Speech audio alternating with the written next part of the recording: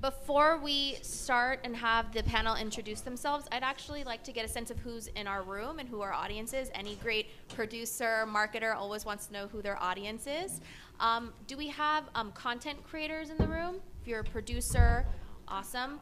Leave your hands up if you're a digital content creator specifically. Great. Any agencies, advertisers, marketers? Great. How about linear traditional networks? Anybody from a linear traditional network? Okay. So very digital, sort of advertising heavy. Makes sense for the panel. Well, welcome everyone. Good morning. I would like to start with introducing myself. My name is Jennifer Perry. I'm the Vice President of the Univision Creator Network. Univision is known as the #1 Hispanic media company here in the U.S., and I head up their influencer program, where we have over 150 of the top Hispanic U.S.-based influencers. And they get about 100 million views per month, actually, on YouTube. Why don't we go ahead and have the panel introduce themselves as well. Hi, I'm Ann. Oops. Let's see, is this going to work? Hello, can you guys hear me? Hello? Hello? I'm Andrea Kinlock. I head up business development for Fine Brothers Entertainment. Fine Brothers Entertainment, known as FBE, is a media company and award-winning studio that creates over a dozen shows every week for online, mostly for YouTube and Facebook and other social platforms. I'm Sybil Grebe. I'm the U.S. head of influencer strategy and programming for Edelman. We're the largest privately owned marketing and PR company in the world. We have 10 offices in the U.S. and 65 offices worldwide. Prior to that came from William Morris Endeavor, the talent agency, where I headed up brand partnerships with digital talent. Hi everyone, good morning. My name is Yi Zhao. I'm an artist and also aspiring filmmaker, and I just recently moved to LA to make my first feature film as writer, director, producer. Thank you. Hi, Spencer McClung with Ipsy. We are a beauty community. We have a subscription business, 3 million subscribers that pay $10 a month for a beauty bag in the mail every month. We have a commerce business that runs alongside that, and a media business that really drives a lot of it. I run the media business there, and we do about 500 million content views a month across our owned and operated. We have about 8,000 creators, we call them creators, in our community, and we have a studio here in Santa Monica. I'm Ronit Cohn, and I'm from Fullscreen, and Fullscreen is a leader in social-first entertainment experiences, and we help both brands, creators, and affinity brands deepen their connection to their audience. And I run Creator Partnerships, which is a talent-first sales division, and we also lead the charge in how all of our talent are marketed and positioned to brands and advertisers. Hi, I'm Anne-Marie O'Neill. I'm from Whale Rock Industries. So we are an LA-based media and entertainment company, and we have TV and digital divisions. Our TV division has shows on Netflix, Amazon, ABC, Discovery, CNN, and our digital division, probably for this conversation, most notably runs the apps and digital worlds of the Kardashian-Jenner sisters, Tyler, the Creator, until recently also Zendaya. Very nice. Well, you know, as we've seen over the past 10 years, I think it's been about 10 years now that influencers have sort of flourished on digital, they've become increasingly important to media companies, the marketing mix. We saw that Viacom earlier this year actually acquired Hoosay, which is a marketing platform, as well as VidCon, which is the biggest event of the year for anyone who creates digital content. You know, with that comes sort of the question of influencers themselves are evolving. They're no longer just creating content from home, from their bedrooms. They're partnering with major brands, major production companies. So I think the question we all have is, what makes an influencer today? How has that evolved? Ronit, I actually would love to start with you. Fullscreen has, you know, a great reputation for working with influencers now for really since the beginning. So would love to start with you on this question. Yeah, it's funny, as I look at Spencer, Ipsy and I have a connection in that I used to manage Michelle Phan, who was a co-founder of Ipsy. And when I began working with her in late 2011, you know, it was the first time that I had sold, you know, YouTube content creators or YouTube shows. And people laughed at me. You know, I was begging to just even get $10,000 here, $15,000 there. And to think of how far we've come in such a short period of time, it's amazing. And it's become a lot more of a sophisticated business. And the creators themselves have become a lot more sophisticated in how they're creating content. You know, the creators from yesterday were filming in their rooms. Now they have their own studios. And just as their business has professionalized, so have the services that we provide to them. And so I would say that's where I've seen the biggest evolution happening, specifically with Fullscreen in the last 3 years. We've really ramped up all the types of services that we offer to creators so that we can stay ahead of them in terms of where their needs are. Anyone else from the panel? Maybe. Well, I can echo that coming from Fine Brothers Entertainment. I don't know if this is working. Can you guys hear me at all? Yes. It's just, okay, sorry. Fine Brothers Entertainment was exactly like that. Two brothers who started a business from creating content from their apartment, and that was about 6 years ago, and now it is a company of 70 people with 4 studios in Burbank, putting out 12 different videos online every single week. We sort of have created franchises online, so we're a bit more now like, instead of calling ourselves an influencer, we're creators, and we put out basically online television. So it's definitely a big evolution, and it's gonna just continue in that direction. I also would like to add to what they're saying, because as an artist, I've always done video, mostly video animation, 3D animation, and I started my career in Paris and lived in the past years in China, and recently I just moved to the States, and because of increasing demand from luxury brands and from different institutions, my company Joe Studio, which originally was an artist studio, and then became a company which mostly was serving strategy for luxury brands for Chinese market, and now we are really partner of certain luxury institutions and brands, starting for instance with Cinémoi Network we have signed recently, and also with French production company in order to support the demand of increasing luxury brands asking to create content. So we created this new joint venture between Partisan and their social media sister company called Vroom, and my company Joe Studio, to create global offer based in Paris, UK, Los Angeles, and China about creating content exclusively for high-end luxury brands, as well as creating mini-series with certain platforms such as Netflix and also Alibaba platforms in China, and Chinese YouTube as well, like the possibility of creating co-producing with them original content. I think exactly what you're explaining in the Fine Brothers are great examples of influencers are not just, again, individuals that you can sort of assume are at home creating content. They have massive production consumer product companies, agencies. And I think this is a great question. How do you partner with an influencer, right? Because I'm sure we have publishers, content creators who are interested in partnering and collaborating. All of you sort of have different backgrounds, either as a publisher or business, or even maybe representing an agency. How do you begin and how do you identify a great influencer to partner with, and how do you reach out and how do you communicate with them? I can definitely jump in on this one. So, I think, first of all, so obviously on the agency side, coming from what the brand is looking for, trying to identify, okay, first of all, what are their key messages? What are they trying to communicate? And who is that target audience that they're trying to reach?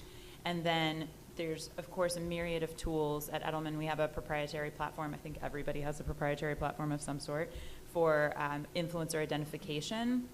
But what I think is interesting is that there's a lot that you can do leveraging these different platforms, but you're still going to need that human element to really go through and see, here's 50 people that could work, but we even do these like custom scorecards where it's kind of like, okay, yes, we know we want it to be a mom, we know she needs to be between this age and this age, she needs at least one child, but what are those soft skills that we're also looking for? and maybe it's that like women's empowerment angle, or there's these different nuances of things that we want. And so I think really looking at different creators in terms of, you know, who's going to be able to communicate that message the most authentically to their audience, what is on brand for the creator as well as on brand for the brand, so that you kind of have that alignment there, I think is really important. I know, Spencer, you are very, and Ipsy's very selective with who they work with. How do you select who you work with? Do numbers matter? Do those, because I know, you know, definitely having, you know, an influencer that maybe matches the brand or the publisher, but how much do numbers matter when you're making those sort of decisions? Yeah. So I mean, numbers definitely matter. However, for us, it's very much the authentic relationship between the brand and the creator. And so every month we have 60 or 70 brands that we work with, and we may work with anywhere from 30 to 50 or 60 creators every month. And so it's a bit of a matchmaking process to make sure that we're really romanticizing those brands and communicating those brand messages to our audience in a way that's authentic. And so we'll sort of look at our list of creators that we work with constantly and matchmake and make sure it's really an authentic relationship. And a lot of times we'll actually send our creators to their headquarters. They'll meet the founder. We really try to develop a friend of the brand kind of approach with our creators and brands, because if it's not a true authentic relationship, the audience will sniff that out. So it's really critical. You know, and again, when we think of numbers, we're hearing new terms thrown around with this. There's micro-influencers, mega-influencers, macro-influencers, and obviously this can be confusing, I'm sure. Does anyone here have a strong opinion about micro versus mega versus whatever is going to be new next week? And maybe can you help define what some of these terms mean? Well, sure. I mean, I have an opinion about it, which has to do with numbers. There is a lot of talk about, oh, the micro-influencer is the big thing. But I think that any savvy brand or marketer who's reaching out can just do the math. And a micro-influencer, the buzz is that they get higher engagement. But even if they get double the engagement of a macro-influencer, which they don't get double, then if you do the math, you're still not reaching the level of audience that you want to be reaching for a campaign. And then you have to go out and do 10 or 20 campaigns when you could be doing 2 or 3 really effective ones with a quote unquote macro influencer. I think the micro influencer thing has come up a lot in these last 2 years because of the proliferation of all the SaaS platforms that are offering that out. So they're making it sound as if it's this great way to go to engage your audience, but if someone has, 50,000 followers and you're getting, a 10%, which would be huge, you're not getting that much, you're still only reaching a small number of people. Whereas if you go with someone with 1 million followers, you do the math, you're actually reaching, so many, 10 times more than you would be otherwise. And the heavy lift and the risk involved with micro-influencers who are not as professional, who is not as established, is also really there. So you have to weigh out all these things between the heavy lift, the risk, the amount of work that you have to put into doing 10 versus doing 2 or 3. And, it sort of becomes apparent. My vote is that we totally not use the word influencer anymore. Okay. Yeah, I think it's become like an, are you in? I think it's become an easy catch-all to describe what this new set of talent looks like, but I don't think it encompasses everything that they're truly bringing to the table, including the creative process that goes into the work, into the content or the media that's being created. And, they're mini studios, they're one-man studios, or sometimes in your case, Andrea, 75, man studios or woman studios. And so I really feel that influencers is just a small piece, and it's really only speaking to the expected result of that media, not necessarily all the work that goes into it, but also the fact that that's being tailored for that audience. I think it's interesting, too, on that point. If you look at macro versus micro, so often it's just the number of followers they have, but different verticals are going to be much more open to, if you're just a broad beauty influencer, that's a huge vertical. The chance for you to have a huge following, very strong. If there's something really specific, if it's like beauty, but for people who are allergic to X, Y, and Z, that's in every kind of makeup, it's just like, so there's these different types of, you have to kind of look at within those verticals. I think the blessing and the curse of digital media has always been that there are these metrics, and so everyone's always looking for like, what's the answer? What's the metric? And I think the problem is what's the question? The question is different every time. Like even for the same brand, you're going to have different campaigns that are going to warrant using different types of influencers. I think with micro-influencers, they're great at creating a ton of content very quickly, very cost effectively. That, yes, the engagement rate typically is high, not always, but typically is high. I think when you're looking to really communicate these key messages, you want video. You want somebody who, and that tends to be more the higher tier influencers, but I think there was, in the industry, people had started working with influencers in general, saw a good response, and then there was this idea of like, oh, get me the person with the most reach. And everybody was so fixated on reach, they weren't looking at the counterpart to that, which is engagement. And so sometimes they were going after influencers that were expensive and they had reach, but they didn't have that engagement, and it kind of backfired. And so now we've seen this swing over to micro-influencers, and everybody is, oh, that's where the engagement is, but to your point, it's like you can have I have fabulous engagement because my mom likes all my posts, but like I don't, I'm not going to be that valuable to your brand. So, so it's like this swing of like really looking at the numbers and figuring out like holistically. And I think the other thing I would say is just you have to really put in, it's the right person that's talking to the right audience with the right message, and figuring out who that is. You can put paid media behind micro-influencers. If it's the right person, get that message out there in other ways. But I think really being able to kind of level that playing field and look at the creators for what they are.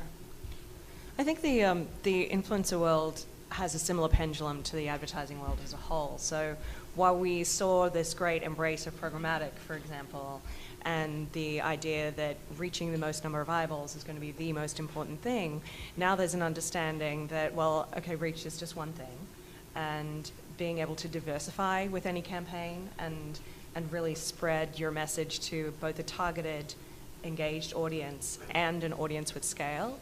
The same applies with the influencer market as well. And actually, Anne-Marie, I'd like to follow up with a question. Working at Univision, our background's been in traditional media, linear, a lot of experience working with celebrities in particular. What is the difference? Sometimes I'll get questions like, hey, why can't I use this host who has the same amount of followers as this influencer? What's the difference? What type of differences do you see? And then I'd like to open it up to the rest of the panel as well, because now we have traditional celebrities or children of celebrities, which has seemed to become really popular with the young people today, that have massive followings. So how to differentiate when to use who and what are the differences? I think it all does come back to that essence of what's authentic for your brand. And I think celebrities like the macro influencers have their own very specific brands. And so the celebrities will be as protective of their own brand as your client is of his or her own brand. And so finding that perfect match is what I think is very important. And also you, as a celebrity or a mega influencer or mega creator, you really do not be wanting to flood your feeds, for example, or your own apps with brand messages. So there's a huge amount of, the selectivity at the top of the pyramid gets much, much tighter, and I think that the cost related is much greater. And so I think that's the fundamental difference, is that image protection, as even if you go from mega influencer into the celebrity realm, that image protection just becomes so much tighter because the volume of content they're producing on a daily basis is not as high necessarily as an influencer on YouTube. So every little bit counts.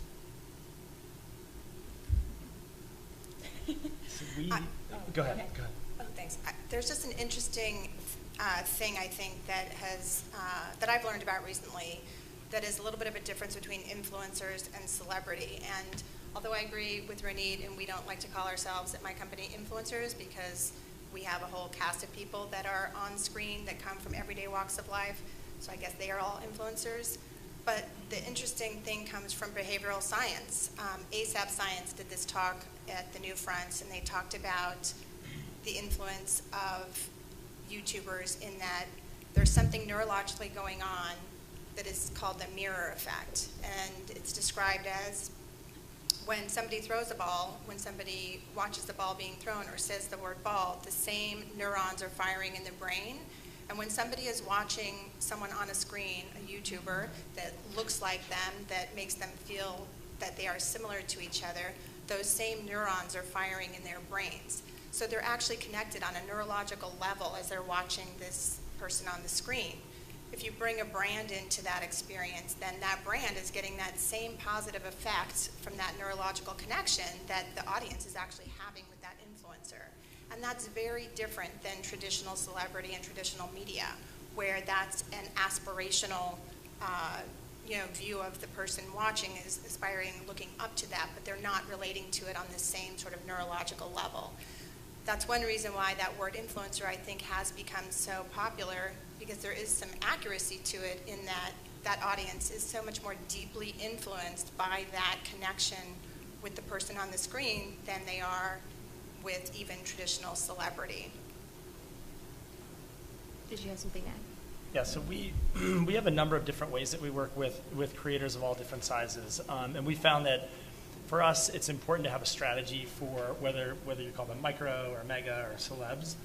For each of them, we work with so many brands that have different objectives. And so on the smaller micro side, we have a group called Ipsy Open Studios. It's about 8,000 members. And that is really sort of a kind of a pay it forward model where we literally invest in the things that they care about. And it's not transactional. We're not splitting revenue or kind of haggling over deals. We're really just investing in them as creators and thinking about what are the things that they care about. They care about how to edit, how to film, how to meet brands, how to grow their audience. And so we do a lot of scalable webcasts and things to really invest in them and help them grow their brands. And we get a ton of affinity for Ipsy because we do that. So they make a lot of videos for us purely because they want to, not because it's transactional. So that strategy has worked really well for us with smaller creators. And then we work with larger creators. We have an in-house program where we're literally, they're on payroll, they're part of our employee staff, and it's a much more 360. We have a talent team that supports them, studio team that helps them, and so it's a much more immersive kind of support mechanism. So we found that with our brand partners, they all have different strategies, and it's important to work with all different sizes. And I think another question I would assume the audience may have is, you were talking a lot about influencers and their content. Where does this content live? Where are the places that you're searching to find these influencers? Is it Facebook, YouTube, Snapchat, Twitter? Where do you start? I mean, I can definitely jump in. One of the things that we look at is where is the audience that we're trying to reach. So before we even start looking at what talent we might work with, it's, do we have something that we can convey very quickly and very easily, and we want a very young demographic? Okay, Snapchat might be great for that. Do we have very complicated messages, or we want to communicate something more thoroughly? Then we're going to look more towards YouTube. Do we have a slightly older audience? It's going to be Facebook. So I think part of it is figuring out where that audience is first and where the messages are going to resonate and what is that call to action. So at the end of the day, yes, we want to gain this awareness around the product, but do we want to drive foot traffic? Do we want to drive clicks? All of those pieces are going to weigh in towards what platform is going to perform best for us.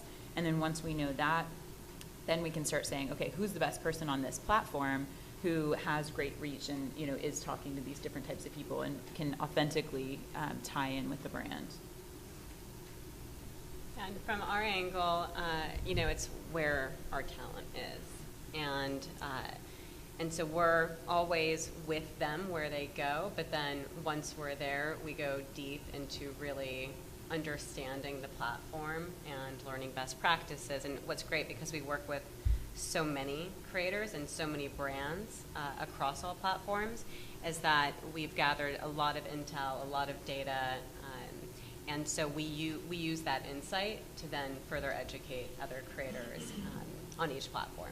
So it's allowed us to be truly experts at multi-platform. Are there tools that anyone uses? I know that, for some who maybe don't have a lot of experience in this space, you might just go on YouTube and start aimlessly, going in the search bar and trying to find the right influencer.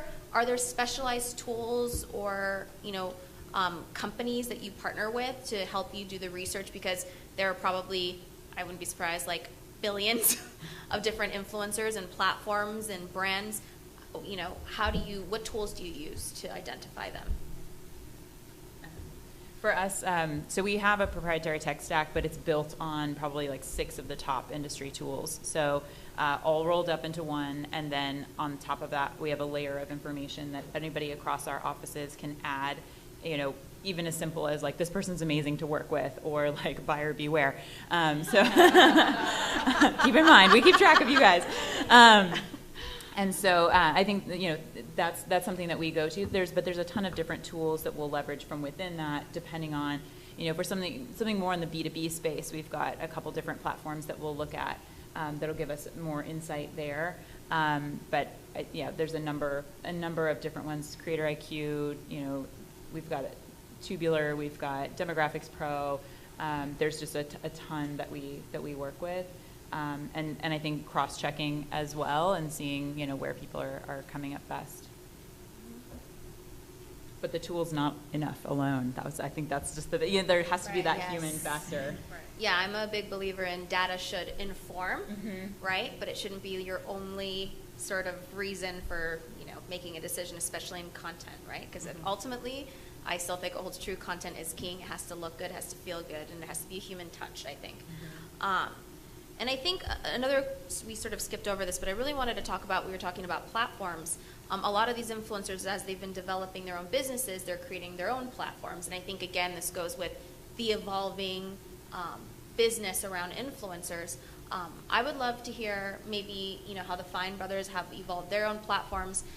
What sort of is the differentiator that a brand maybe can come to you? What is sort of like the sort of extra special sauce you get from this additional platform? I think Ipsy is sort of a great example of Michelle Phan's new platform. So I'd also like to hear from you. Sure. Well, we do have our own platform, so to speak, although we are continuing to evolve and probably go into even more platforms where we will self-publish in a bigger sort of a way. And this is evolving because of the media landscape that's happening, which at this stage, like obviously there's cord cutters and cord nevers, and TV is being totally disrupted. And one of those reasons is because the younger generation is not going to they want to participate in the content. They want to participate with these influencers and creators and other people. They want to feel a part of it. So we're sort of heading into the era of the network of us, and those platforms, creators, networks that can involve the audience and bring the audience's POV into content are going to be the ones that I think survive and thrive, versus those who don't will probably be left behind.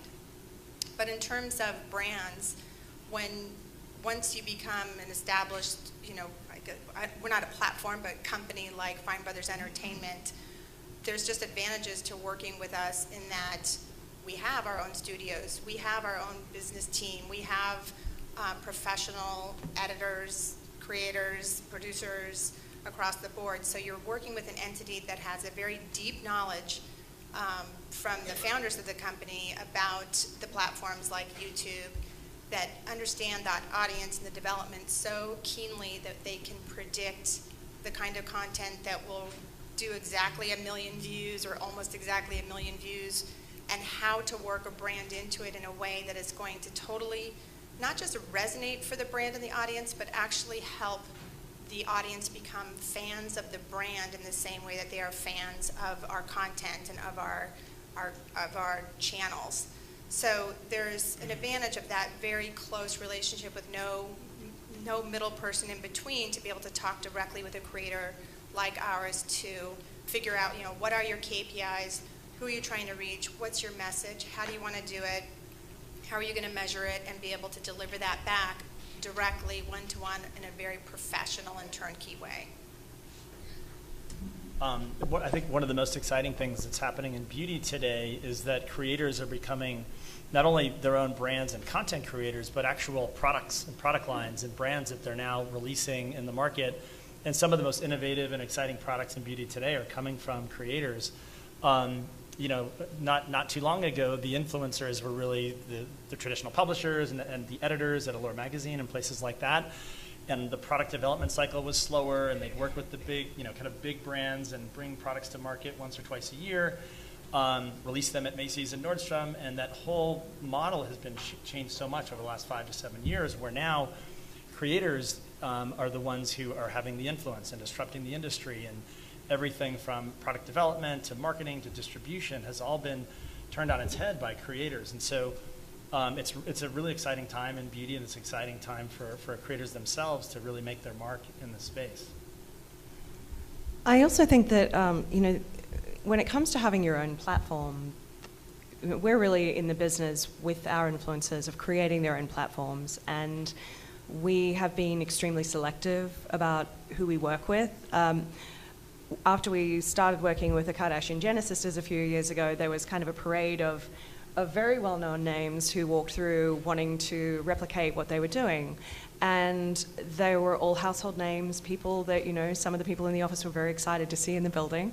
But not every influencer or celebrity can leverage their own platform. Some of them are way better off leveraging existing social media platforms. And I think a couple of the criteria that we have worked out through trial and error over the years are that it's one thing to have a massive following, but it's also very important to have a different kind of offering as well. So someone like Kim Kardashian West, for example, is able to do exclusive drops of her beauty product, which will inspire people to subscribe to her app. So there's a necessity to having a diversified revenue stream if you're going to create your own platform, because people can get your content everywhere else. And especially if you're such a big celebrity and you're a reality TV star, so your life is everywhere. So there has to be another reason for someone to actually download your platform, pay money to subscribe to your platform. They need to be getting something else. So for example, Tyler, the creator who we work with, sells his very, very popular golf media brand. He does drops, exclusive drops on the app, and the subscription to his app is more expensive than others. And apart from having a very big following, the other thing we've noticed is that if you're an influencer with a niche but kind of rabidly dedicated following, for example, we work with Adam Savage of Mythbusters fame, who is basically the king of the nerds, and he is huge in the maker culture, an incredibly dynamic personality, has a presence on television, but his platform, Tested, which we create for him, has quite a high subscription price annually. And the type of content that we hold exclusively for that audience is the content that they go very deep on. So this is an audience that will sit through 40-minute videos of Adam building Lego with his friends. So, that kind of ability to capture and engage a niche audience and give them something more special than they're going to get on your YouTube channel is, I think, a really important defining factor for an influencer with regards to whether they go for their own platform or not. For this next question, Yuzu, I think you might be a good person to start, but every year or a couple of months we see these sort of huge trends that happen. I think a couple of years ago we saw unboxing, which I'm sure Ipsy, you guys really took advantage of that. It kind of aligns really well with your business. And I think you could literally unbox anything. You could order a box from Amazon or eBay and not know what's in it and make a video of that. Do you guys remember this? Last year I noticed there was the rise of teams. There was Team 10. Who in here has heard of Team 10? Okay, well, maybe it's better that you didn't. That was entertaining.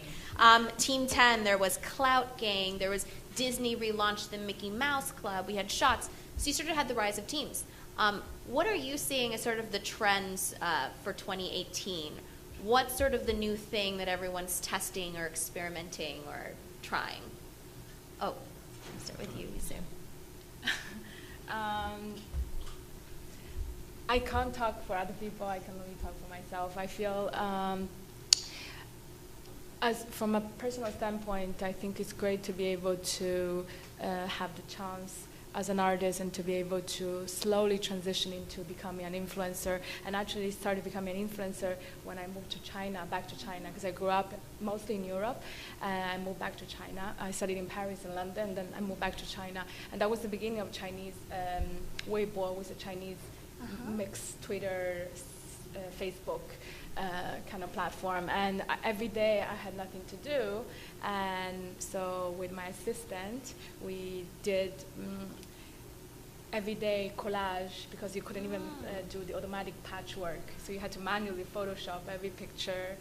And I don't write Chinese very well, I can speak, so she had to translate everything I wanted to say, and we would put it on the Weibo, and slowly I started having fans, and then one day, after 3 months, Weibo, the platform itself, contacted me and they say, oh, why don't you become our sort of ambassador or something? You represent us in the world. You go to Paris Fashion Week, and you talk about us, you create a content. So we did a sort of, just shot with the iPhone back already in 2011, like 30 portraits co-produced between my studio and the Chinese YouTube and the Weibo, with Kanye West saying hello Weibo, or Jared Leto and many other fashion industry people such as Tommy Hilfiger and Diane von Furstenberg. So we did this series of celebrity industry, fashion and entertainment portraits, and that was kind of funny. And then slowly I gained this sort of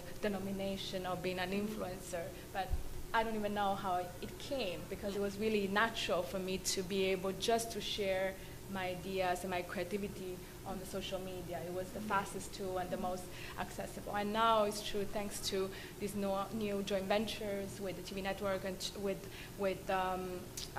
partnerships with and joint ventures with the production company, we can really do separate my own identity and the craftsmanship that we can do for brands and institutions. So I think that's, from a personal standpoint, what I see the trend about institutionalizing our assets. You started your own trend, really. You created your portrait.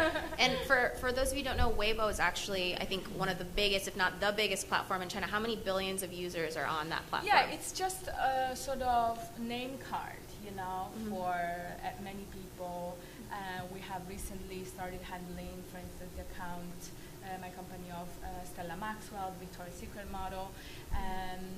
We have every day many demands of also YouTubers. They want to be handled, but so it's a kind of interesting sort of window for people to show in China and try to first engage to the Chinese audience. But of course, we have in a way now possibility of distribution on social media in China in a vertical way. The contents, there are also more devoted hybrid platforms like Little Red Book, where people blog about their beauty contents, like the famous Chinese actress also, Fan Bingbing.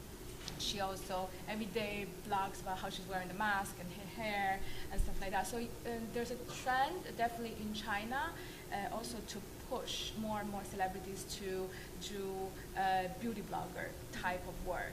And if that's a trend that I can Very see. cool. Yes, Yeah. and they also hashtag themselves, me so-and-so beauty blogger, and even magazines invite them to do short digital content for their platforms, such as Bazaar, etc., to really show how they do their makeup. So there are extensive videos that are live broadcast on Weibo or other related platforms where they just talking about the box. They get a box, they open, show their order. Okay, I bought this and how much I paid for this, and how much you're gonna, how to mix and match, and etc. Cool. Yeah. So, China doesn't have the same platforms, we do. They have their own platform. So if you want to work more in that market, Weibo might be a great option, Yes, and also because they don't have WeChat. Facebook, they don't Yes, have Snapchat, yes. they don't have Twitter. But we have also WeChat, which is owned by Tencent, which is one of the biggest platforms, actually exceeding Alibaba also, for the number of businesses. Not only they are media, but also they invest into different startups and so that's also a very lucrative aspect of the group. Yes. Very cool. Any other trends anyone's noticing? The trends that I care the most about are the one that deepen engagement. So some of the things that have gotten me personally excited are YouTube's new community tab. It's not that new, but what is new is what we've been seeing from it in the last few months. And so very high engagement, and there are a lot more Facebook-like community features. So what's happening is we're seeing people are on that YouTube channel much longer and engaging with different types of content for much longer periods of time and watching more content. I would also say Facebook Watch is another thing that we're seeing a lot of excitement around. Basically, Facebook, it was in closed beta last year, and Facebook is rolling it out to more creators and publishers this year. And the talent and brands that we're working with that do have a show page, we're seeing, on average, 44% longer view duration on their content. So as Facebook lets more and more, creators have that is something I would definitely take advantage of.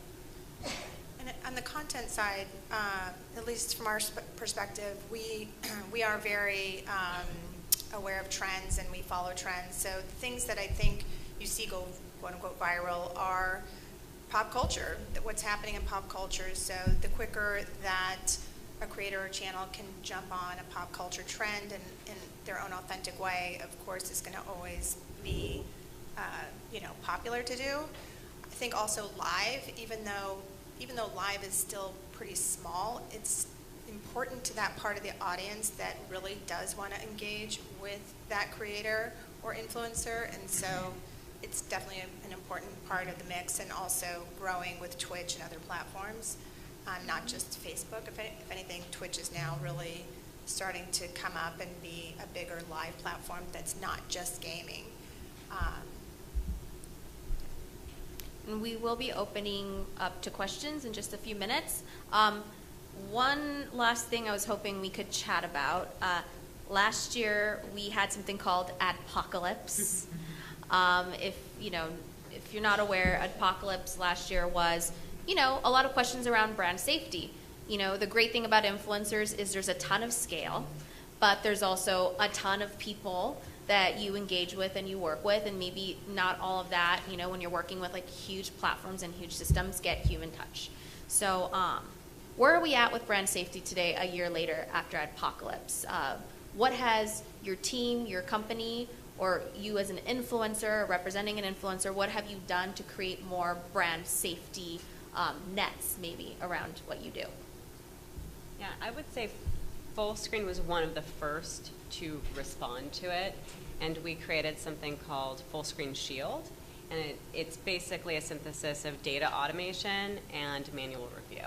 So I forget someone, I think it was you or maybe you, who mentioned, the human touch is so important. Mm-hmm. And so even though we have incredible data technology that, analyzes video, the audio and visual elements of a video frame by frame, and ingest everything from, the description to keywords to comments. So we have the data pulling all this information for us, and then we have a dedicated team who's manually reviewing it and flagging certain content and creators. So it's something that we take very, very seriously.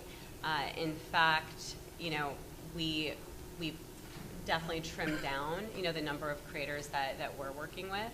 And, it's important for us to make sure that we believe in the content and the stuff that our talent are putting out there, and that we have some kind of moral stance along with that. So aside from the technology itself and what we're doing for our brand partners, on the talent side, we're also making sure that we're only working with talent that have goodwill. Yeah, and some of the bigger creators like FBE, who are brand safe, you can see all their content, you can see the history, and so working with a big creator that is already brand safe and being inside the content rather than only relying on distributed pre-roll, that obviously goes a long way to ensuring brand safety for anyone you might represent or your own brand. And Google also has, made a lot of efforts and made some great strides in making sure that they're addressing this issue, and I think that they've done a pretty good job, and I think the community feels that way as well. They've, I don't want to say it this way, but they've basically kicked out a lot of creators that are either too small or too questionable because for monetization, so your pre-roll can't run there regardless because they're too small or they don't meet a certain threshold of credibility and that kind of thing. So they've done a pretty good job as well, and they've been able to lure back the P&Gs, the Johnson & Johnsons, and the big advertisers who left. So if P&G and Johnson & Johnson are there, your brand is pretty safe because they are pretty protective. Yeah, I mean, I think, custom vetting, it's so important, and I think that's one thing that makes me nervous with a lot of the micro-influencer agencies is that they will kind of vet once as they're bringing people onto their platform, and then they work with the same people over and over again, but they're not really custom vetting for each of these different campaigns that they're doing. It's something that, for Edelman, we are agnostic, so we work with any talent from anywhere. It means that there's a bigger, obviously huge talent pool. It also means that it's much more time consuming for us to go through the vetting process, but we do it every single time, and we do it custom for every single campaign. So even if we've worked Barilla Pasta, we work with them 1,000,000 times, but every campaign is going to be slightly different. We're going to go and look, okay, we know we've worked with these people before, we might want to work with them again, but who else is out there? And spending all of that time and knowing, from the upfront that not only is it how long it takes to vet that person that you're going to work with, but also how long it takes to vet the 5 people in the process that you decide you can't work with. And especially certain partners, Samsung is one of our clients, very, very complicated going through and making sure there's, no iPhone in anything, no, what are the different competitors as well, because that's super important. So not only are they safe for your brand, but have they, if you're Coke, you don't want them to have worked with Pepsi last week. And going back, honestly, 6 months, some clients a year, and really going through all of that content, because it's typically not surprising. I think to your point of paid media is actually where it gets a little more scary because you're putting your ad in front of God knows what. Right. But that's, I think, where influencer marketing there is even more of a draw because now you are integrated into the content with this one person. You can vet that one person, and so and you can vet them fairly extensively. And I think everybody who kind of created this adpocalypse, it was not a big surprise. If you're familiar with their content, you're like, okay, they went a little further, but no big shocker. Yeah. We wouldn't have ever put Johnson & Johnson with that influencer. Yeah, and it really was it was ad-based stuff, and it had been going on for years. It just hadn't really been noticed or talked about, but there had been ads running in front of terrorist content for years on Google, and just suddenly it came to the forefront, and it was, adpocalypse. I think this has also created, for the creators out there and the smaller publishers, a moment of opportunity in the kind of challenge of the duopoly. So where brands have, we run several publishing brands as well as the apps that we've been talking about. Just in conversations with brands, I feel like there's much more openness now to working with smaller niche publishers, with more intimate integrations, as you discussed, and that kind of level of high engagement. As this kind of fear of what happens at the mass level has kicked in, there's now more openness to the smaller niche publishers and niche creators as well that are more hand-served. Yeah, and I think there's been so much growth in this space, and it was bound to self-correct because there was all of this growth and there really wasn't any correction happening, and I think there's been a lot of that, and I think just in the past 6-9 months I've seen huge advances.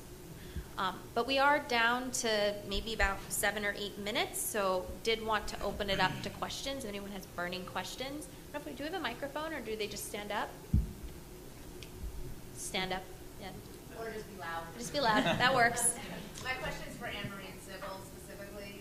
Can you talk about the cost? If you're a company and you want to run an influencer marketing campaign, what are the various cost structures you're going to be looking at? And I know the answer is it depends. So I would love actual sort of examples of what each like silo might cost. Yeah. Do you want to start? Yeah, absolutely. So it's going to vary by vertical. So if you want to work with a beauty influencer and it is summertime and you are a skincare, maybe like, sunscreen brand, you are in her key vertical. So it's going to be potentially more expensive. If you are a beverage company and you want to work with the same person, maybe less so, because she'll probably do one partnership there. But if you're taking that influencer out of their key vertical for X period of time, that's one piece to consider. Another piece is also, so for example, Grace Helbig.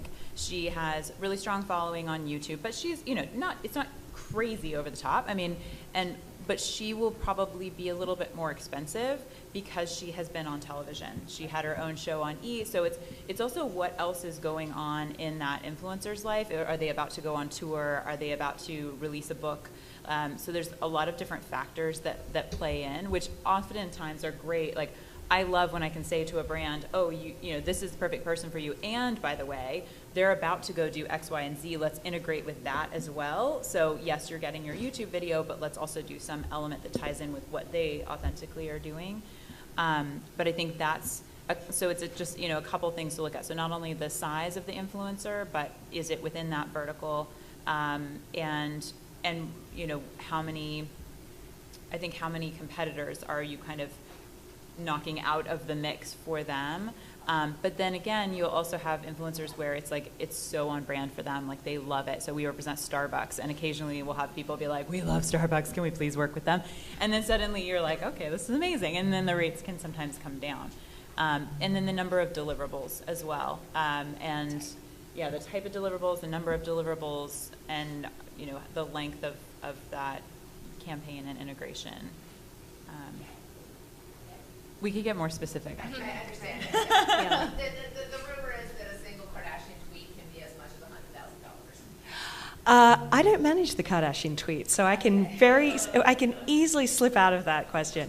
Actually, we actually do post on their social media, but when it comes to buying into their social media, that's handled by their own management, and we handle anything that goes on the apps and websites. And so, although we promote through their social, it's all to what's happening on the apps. And so, yeah, they're six-figure plus brands when it comes to promotions. It's a big reach. It's an incredibly engaged audience.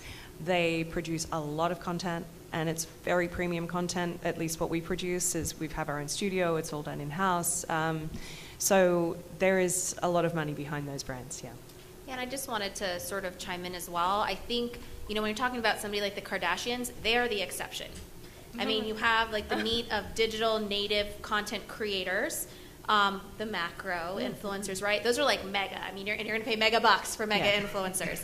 But when you're looking at the meat, I think when you look at about maybe 70% of the influencers who are sort of like in that anywhere from 200,000 to maybe 2 to 3 million followers on a platform, I would say you're looking at about 5 figures. Yeah. I mean, to be fair, I think, and it ranges from early, Right. the scale of 5 figures, but I've seen that range. I've also seen some digital influencers who do command that, 6 figures. Right. On the other end of the scale, we run through our parenting platform, Mum.me. We have about 5 to 6 million users a month, and we run a small, very hand-selected, very hand-curated influencer network. Those women individually are charging, sometimes $5,000 a post, but if collectively we pull something together, a campaign can be done for $20,000, $30,000, $40,000 at that end of the scale. And I think this is why it is, I know there are a lot of people that actually go direct to influencers. Obviously we may come off as biased, but I highly recommend going to a Fullscreen, a Univision Creator Network, and Edelman, because we can put strategy behind it and we can package it for you. And right? negotiate.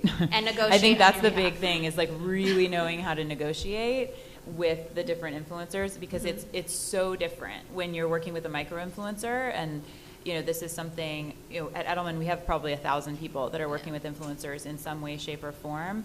And when you're working with a lot of the micro influencers, you can kind of bring them an offer. Oh, actually, hold on, we're not going to do that. And they're like, okay, well, let me know next time.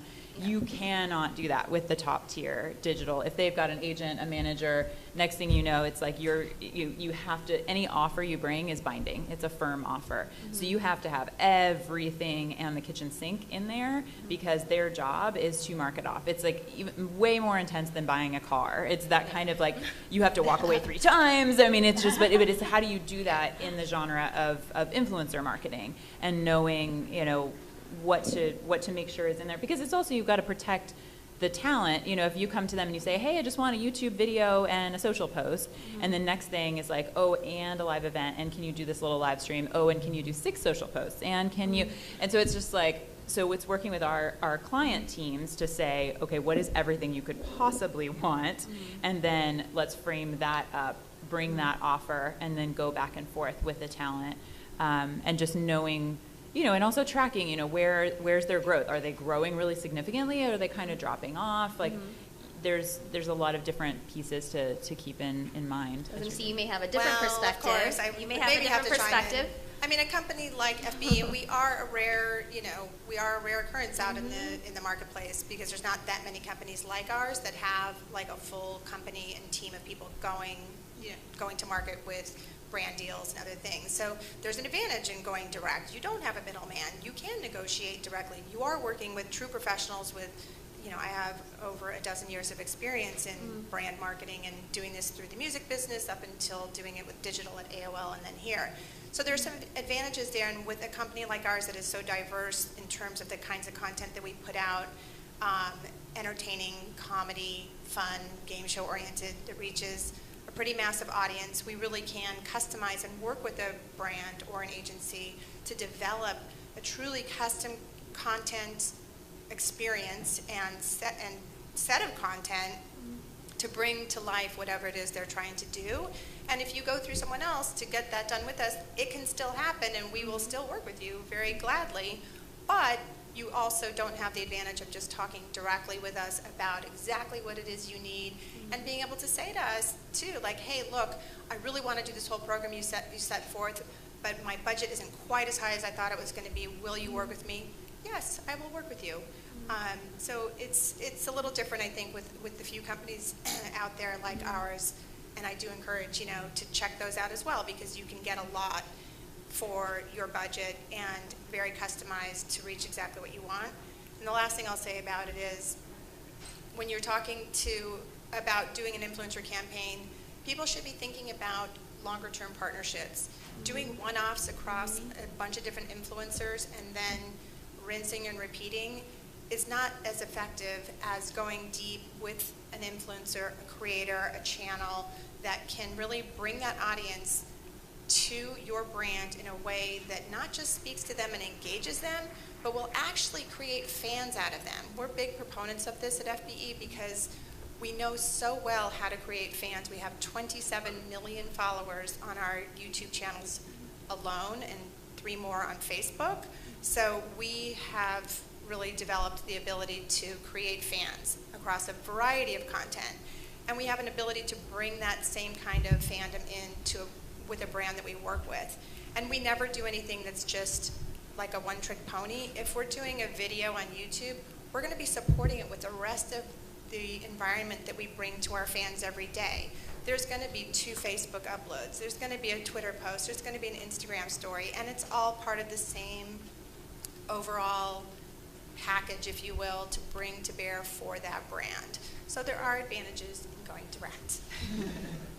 And we're actually just out of time, but I'm sure everyone will stick around for a minute. But thank you so much. Thank you for coming. I hope you enjoyed it. That was so interesting.